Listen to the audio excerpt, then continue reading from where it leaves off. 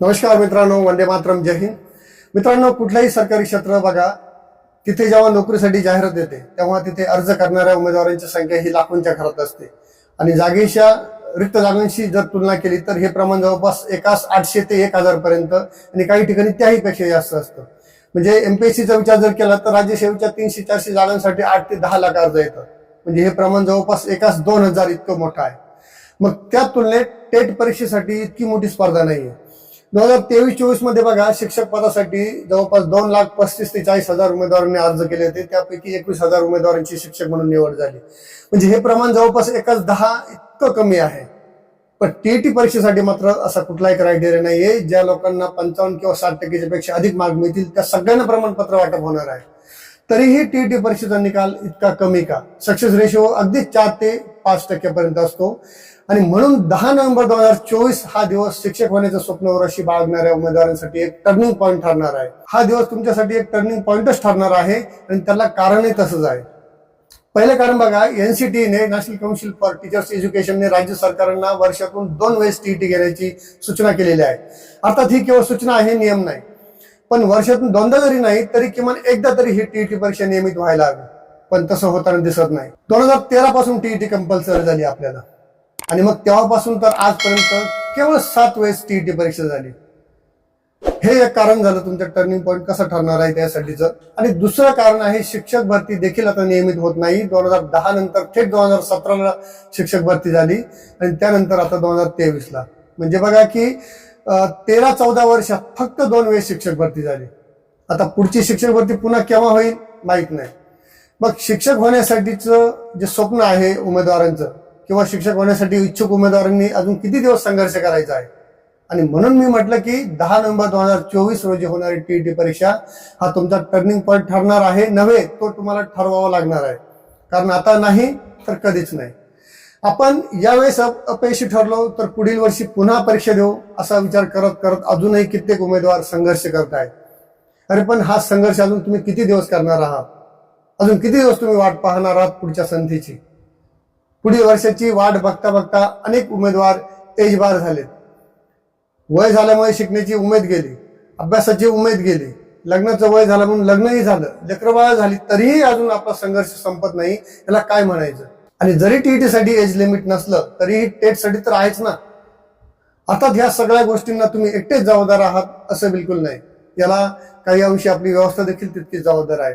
आपल्या ह्या व्यवस्थेने जर वेळच्या वेळी टीईटी परीक्षा घेतल्या असत्या, वेळच्या वेळी जाहिराती काढून शिक्षक भरती प्रक्रिया राबवली असती तर आज अनेक उमेदवारांचं शिक्षक होण्याचं स्वप्न पूर्ण झालं असतं. म्हणून येणारी टीईटी परीक्षा ही तुमच्यासाठी टर्निंग पॉईंट ठरावा अशी अपेक्षा व्यक्त करूया. असो तर आज मी ह्या विषयावर बोलण्यासाठी आलेलो नाही.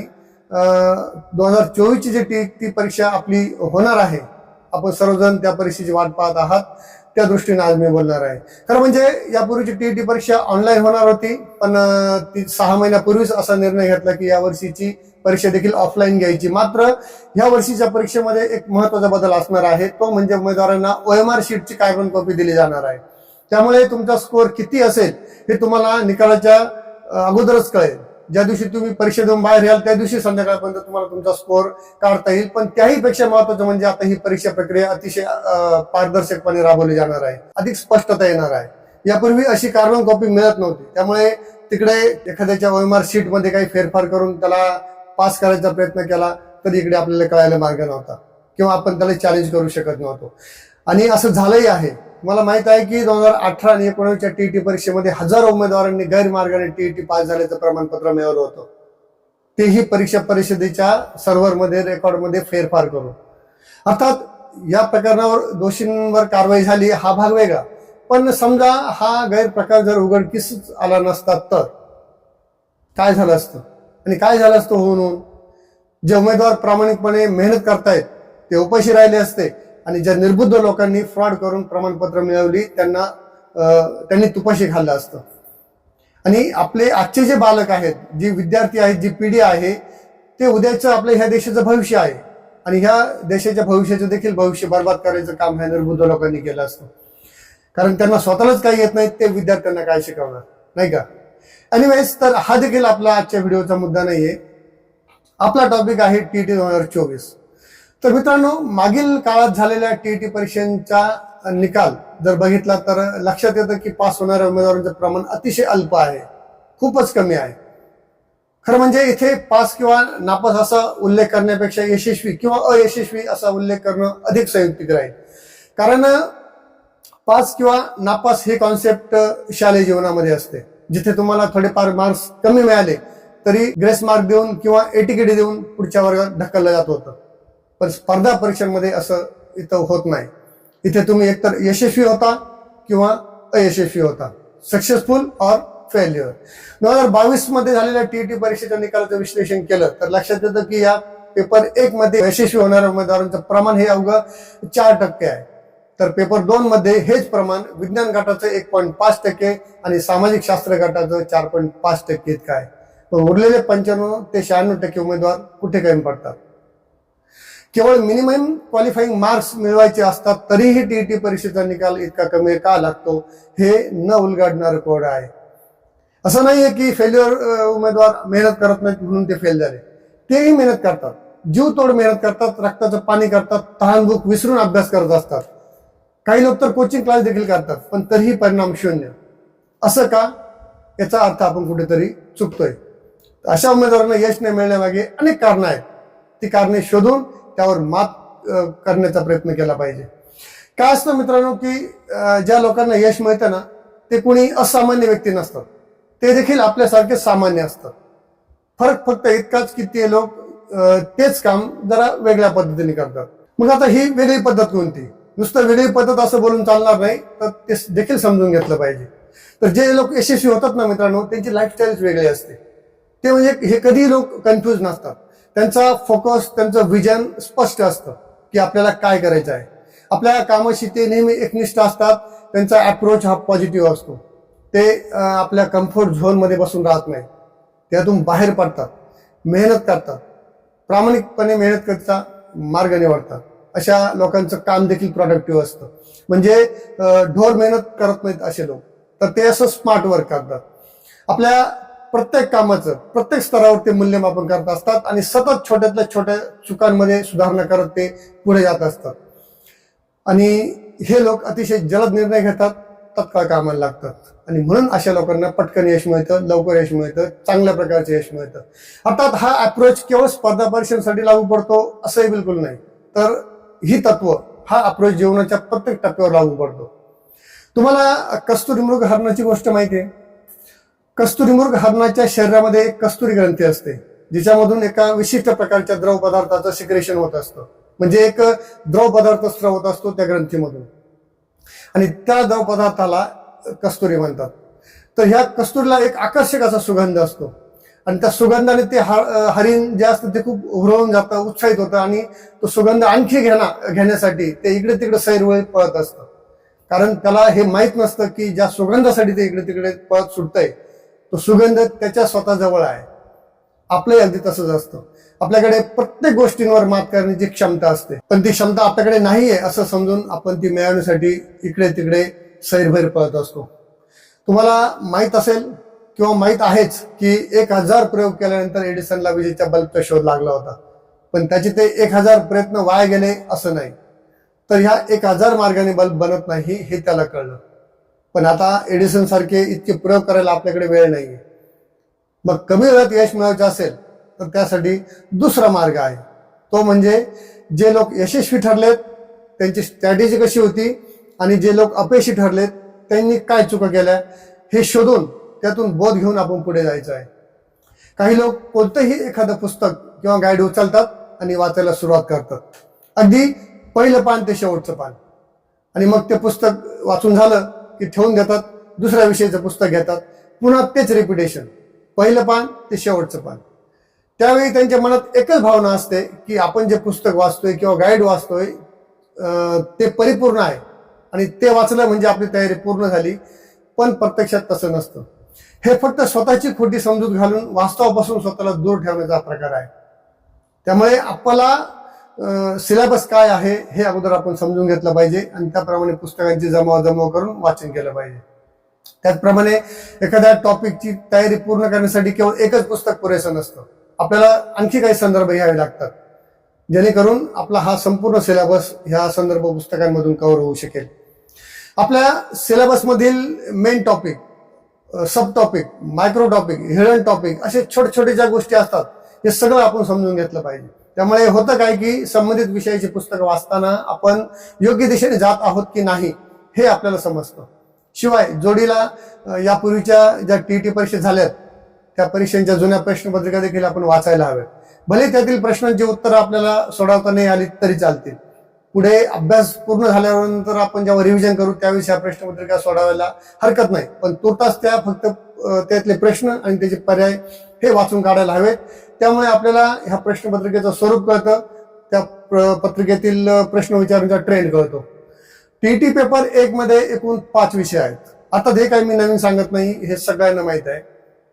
भाषा 1, भाषा 2, बालमानसशास्त्र व अध्यापनशास्त्र, गणित आणि ईव्हीएस किंवा परिसर अभ्यास. भाषा 1 म्हणून जर तुमचा विषय मराठी असणार आहे असं काही धरलं तर आपण सुरुवात करूया मराठी भाषेपासून. आणि हो, मराठी ही जरी आपली मातृभाषा असली तरी मराठीला सोप्यात घेऊ नका. ह्या विषयात स्कोअर करायला मराठी विषय घेऊन पदवीधर किंवा पदव्युत्तर पदवीधर झालेल्या उमेदवारांचे देखील नाकी नऊ येतं. त्यामुळे मराठी विषयाला देखील तितकंच गांभीर्याने आपण घ्यायला हवं.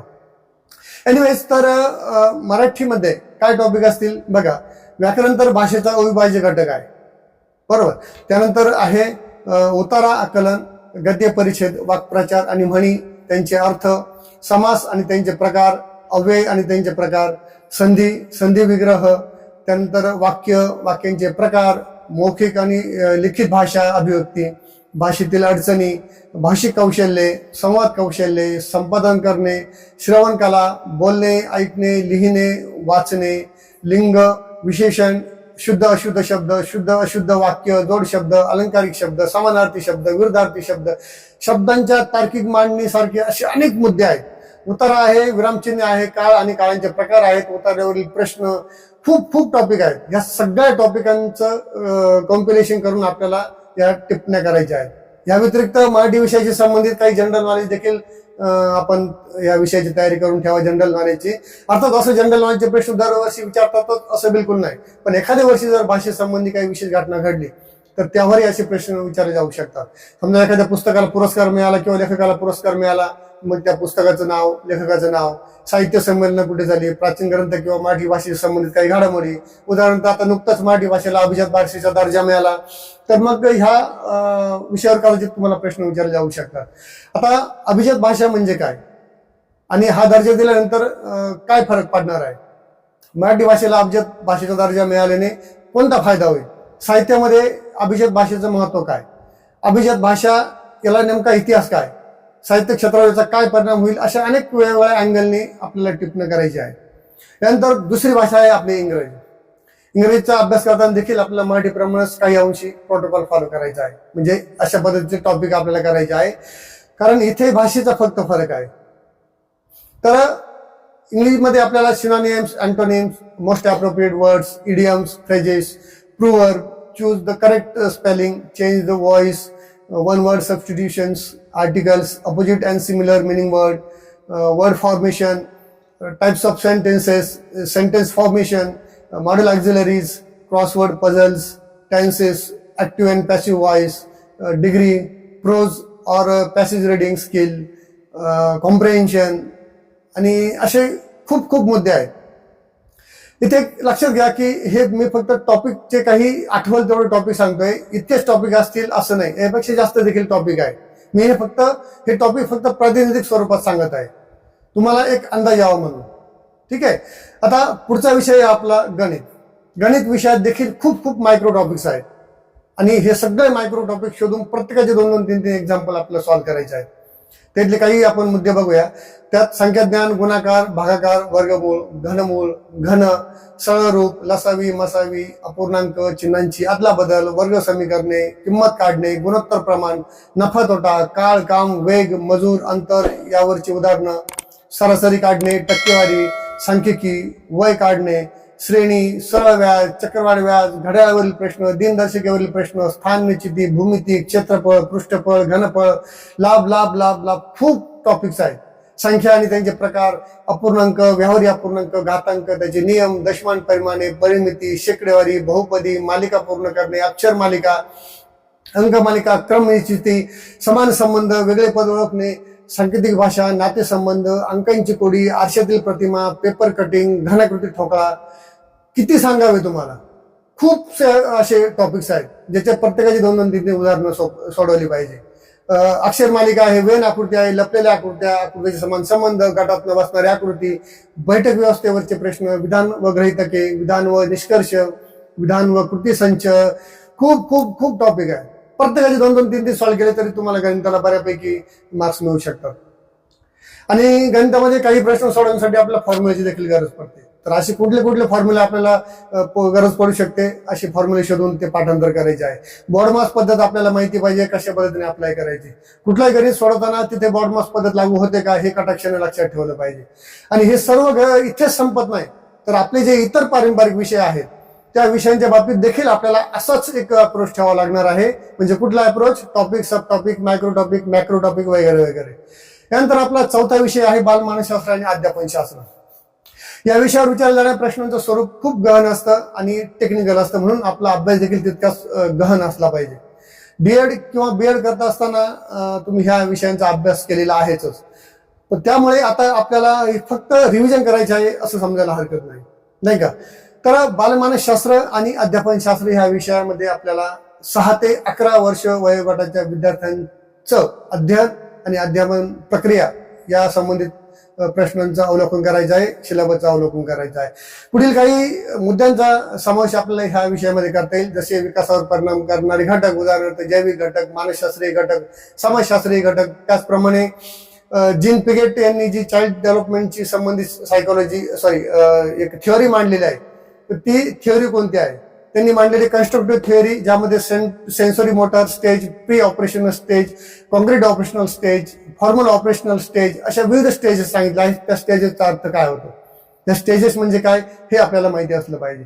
त्याचप्रमाणे लेव विगोस्की यांनी मांडलेली सोशल कन्स्ट्रक्टिव्ह थिअरी, बुरस स्किनरने मांडलेली बिहेवियरल थिअरी, अल्बर्ट बंडुराने मांडलेली सोशल लर्निंग थिअरी, सिगमंड फ्रॉइडने मांडलेली सायको अनालिटिकल थिअरी, जॉन बॉल्बीने मांडलेली अटॅचमेंट थिअरी, अशा अनेक शास्त्रज्ञांनी वेगवेगळ्या बालविकासाच्या संबंधित थिअरीज मांडलेल्या आहेत. त्या थिअरीज आपल्याला सगळ्या माहिती असायला हव्या, यावर देखील प्रश्न विचारले जातात. त्याचप्रमाणे कोहलबर्ग, चॉम्स्की, कार्ल रोजर सारख्या लेखकांनी देखील काही चाइल्ड डेव्हलपमेंटच्या थिअरीज मांडलेल्या आहेत, त्या देखील आपल्याला माहिती असायला हव्या, ते आपण समजून घेतले पाहिजे. बालकांच्या विकासाची तत्व, आणखी काही टॉपिक सांगतो.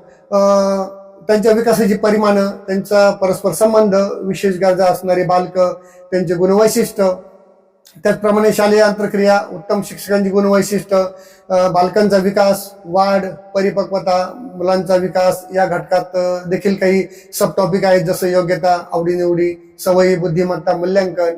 त्याचप्रमाणे व्यक्तिमत्व विकासावर परिणाम करणारे घटक, समायोजन, वर्तणूक समस्या, मानसिक आरोग्य, बालकांच्या विकासाच्या पद्धती, दृष्टिकोन, विकासात्मक कार्य आणि धोके, शिकण्याचे परिमाण, स्मृती आणि विसरण संकल्पना, शिक्षणाचे स्वरूप, शिक्षणाचे घटक, शिकण्याचा दृष्टिकोन, वर्ग व्यवस्थापन, अध्यापन आणि त्याचा संबंध, अध्यापनाच्या शास्त्रीय पद्धती, शिक्षण, सर्वेक्षण, निरीक्षण आणि क्रियाकलाप आधारित शिक्षण. त्याचप्रमाणे वैयक्तिक आणि सामूहिक शिक्षण, असे खूप खूप खूप टॉपिक आहेत. चक्कर येतात हे सगळे टॉपिक बघितल्यानंतर. तर ह्या सगळ्या टॉपिक, त्याची व्याख्या, त्याचं स्पष्टीकरण, ह्या सगळ्या गोष्टींची आपल्याला तयारी करायची आहे. आता वळूया आपल्या 5व्या आणि शेवटच्या विषयाकडे, ईव्हीएस कडे, परिसर अभ्यास आपण ज्याला म्हणतो. तर ह्या घटकात हा घटक ऍक्च्युअली थोडासा किचकट आहे. किचकट म्हणजे मार्क्स कमी आणि अभ्यास जास्त. इतिहास आणि भूगोलाच्या बाबतीत बोलायचं म्हटलं तर ह्या दोन विषयांची तयारी करताना तुमचा महाराष्ट्राच्या संदर्भात टॉपिकवर जास्त अधिक भर असायला हवा. भारतीय इतिहासामध्ये प्राचीन भारतीय संस्कृती, प्राचीन भारतीय इतिहास, मध्ययुगीन भारतीय इतिहास आणि आधुनिक भारतीय इतिहास असे 4 घटक आहेत, उपघटक. ह्या उपघटकांवर प्रश्न विचारले जातात. साधारणतः इतिहासावर 6 ते 8 ते 10 संख्येने प्रश्न विचारले असतात. हे प्रमाण कमी अधिक होऊ शकतं. मात्र यात सर्वाधिक प्रश्न छत्रपती शिवाजी महाराजांच्या कालखंडातील इतिहासावर विचारले जातात. हा ट्रेंड तुम्ही मागचे क्वेश्चन पेपर जर बघितले तर तुम्हाला दिसेल. एक वेळ एखाद्या वर्षी प्राचीन भारतीय इतिहासावर प्रश्न नसतील किंवा एखाद्या वेळेस आधुनिक भारतीय इतिहासावर प्रश्न नसतील, मात्र छत्रपती शिवाजी महाराजांच्या कालखंडातील इतिहासावर 3 ते 4 प्रश्न हमखास असतात. त्यामुळे छत्रपती शिवाजी महाराजांच्या कालखंडातील इतिहासाचा आपण अभ्यास करताना महाराजांच्या हिंदवी साम्राज्याचा भौगोलिक विस्तार, त्यांचं संरक्षण खातं, गड किल्ले, प्रशासनिक व्यवस्था, मंत्रिमंडळ या सगळ्या घटकांची बारकाईने तयारी आपली असायला हवी. कदाचित एखाद्या वर्षी आंतरराष्ट्रीय इतिहासातील मुख्य ऐतिहासिक घटनांबद्दल देखील प्रश्न विचारले जाऊ शकतात. आणि भूगोल विषयाचा अभ्यास करायचं म्हटलं तर इथे देखील महाराष्ट्राच्या भूगोलावर अधिक भर द्यायला हवा. भूगोल हा विषय मुख्यतः 2 भागांमध्ये विभागलेला आहे, फिजिकल ज्योग्राफी आणि ह्युमन ज्योग्राफी. आणि या 2 भागांव्यतिरिक्त एक कॉमन जे टॉपिक्स आहेत ते देखील भूगोल मध्ये आपल्याला वाचायला मिळतात. त्यांच्याशी शाखा आहेत असं म्हणता येईल. Political geography, economical geography, environmental geography वगैरे वगैरे. पण आपल्याला इतक्या खोलात जायची गरज नाही. या घटकांवर सामान्यपणे कॉमन मुद्द्यांवर प्रश्न विचारले जातात, जसं की जैवविविधता, अभयारण्य, उद्यान, पर्जन्य, मृदा, जलसंचालन, जलसिंचन, वाहतूक, जंगल, वन प्रदेश, कृषी, पर्वतीय प्रदेश, अक्षवृत्त, रेखावृत्त, प्रमाणवेळ, नकाशा वाचन, राज्यांच्या सीमा, आंतरराष्ट्रीय संस्था, आंतरराष्ट्रीय सीमा, अशा वेगवेगळ्या टॉपिकवर प्रश्न विचारले जातात. त्यानंतर आपला पुढचा सब टॉपिक आहे नागरिक शास्त्र. याच्यामध्ये आपल्याला केंद्र सरकार रचना, राज्य सरकार रचना, स्थानिक स्वराज्य संस्था, ज्यामध्ये ग्रामपंचायत, पंचायत समिती, जिल्हा परिषद, नगर परिषद, नगरपालिका, महानगरपालिका इत्यादींचा समावेश होतो. तर या संस्थांची रचना, त्यांचे कार्य काय आहे याबद्दल प्रश्न विचारले जातात. त्याचप्रमाणे भारतीय राज्यघटनावर देखील 2 ते 3 प्रश्न हमखास असतात. शिवाय आंतरराष्ट्रीय संस्था, युनो, आंतरराष्ट्रीय सीमारेषा, आंतरराष्ट्रीय वाररेषा, इतर आंतरराष्ट्रीय संस्थांची नावं, त्यांची हेडक्वार्टर्स, त्यांचे वैशिष्ट्य ह्या टॉपिकवर देखील प्रश्न विचारले जाऊ शकतात. पुढचा विषय आहे सामान्य विज्ञान. सामान्य विज्ञानाची तयारी करत असताना मुख्यतः आपल्याला 2 भागांची जास्त अभ्यास करायचा आहे, ह्युमन लाईफ सायन्स आणि अॅनिमल लाईफ सायन्स. या घटकांची विशेष तयारी का करायची, कारण ह्या घटकांवर जास्त प्रश्न असतात. यामध्ये जसं मानवी शरीराशी संबंधित वैज्ञानिक माहिती, जीवनसत्व, कार्बोहायड्रेट्स, रक्ताशी संबंधित प्रश्न, मानवी शरीराची रचना, विविध प्रकारचे संसर्गजन्य आजार, अन्न साखळी, पर्यावरण साखळी, गुणसूत्र, त्वचा, अशा वेगवेगळ्या मुद्द्यांवर आपल्याला प्रश्न विचारले जातात. त्यामुळे ह्या मुद्द्यांचा आपला अभ्यास असायला हवा. त्याचबरोबर रसायनशास्त्र आणि भौतिकशास्त्रावर देखील 1-1, 2-2, 3-3 प्रश्न विचारले जातात. त्यामुळे ह्या विषयांचा देखील आपल्याला अभ्यास करायचा आहे. मित्रांनो, परिसर घटकातील ह्या विषयांचा अभ्यास करायचा म्हणजे शेफ्टीसाठी एक मोठा हत्ती विकत घेण्यासारखा प्रकार आहे. कारण इथं मार्क्स खूप कमी आहेत, मात्र याचा अभ्यासक्रम खूप मोठा आहे, खूप विस्तृत आहे. या वरील सर्व विषयांचा विचार करता तुम्हाला गणित आणि इंग्रजी हे विषय सामान्यतः अवघड जातात, पण बालविकास आणि अध्यापनशास्त्र हा विषय देखील थोडा किचकट आणि काहीसा टेक्निकल आहे. त्यामुळे ह्या सगळ्या अवघड घटकांची तयारी प्राधान्याने करायला हवी, अधिक खोलवर आणि नियोजनपूर्वक करायला हवी. मित्रांनो, बोलण्यासारखं खूप काही आहे, पण व्हिडिओ जरा मोठा होतोय म्हणून मी आता थांबतो. लवकर भेटूया पुढच्या व्हिडिओमध्ये मी टीईटीचे प्रश्नपत्रिका कशी सोडवायची परीक्षा हॉलमध्ये या संबंधी मार्गदर्शन करणार आहे. त्यामुळे तो व्हिडिओ बघण्यासाठी चॅनलला सबस्क्राईब करा, म्हणजे तो व्हिडिओ आला की तुम्हाला त्याचं नोटिफिकेशन मिळेल. तर मित्रांनो, आज इथेच थांबूया. भेटूया लवकरच टीईटीशी संबंधित पुढच्या नवीन व्हिडिओसह. तोपर्यंत आपले खूप खूप धन्यवाद. जय हिंद, जय महाराष्ट्र.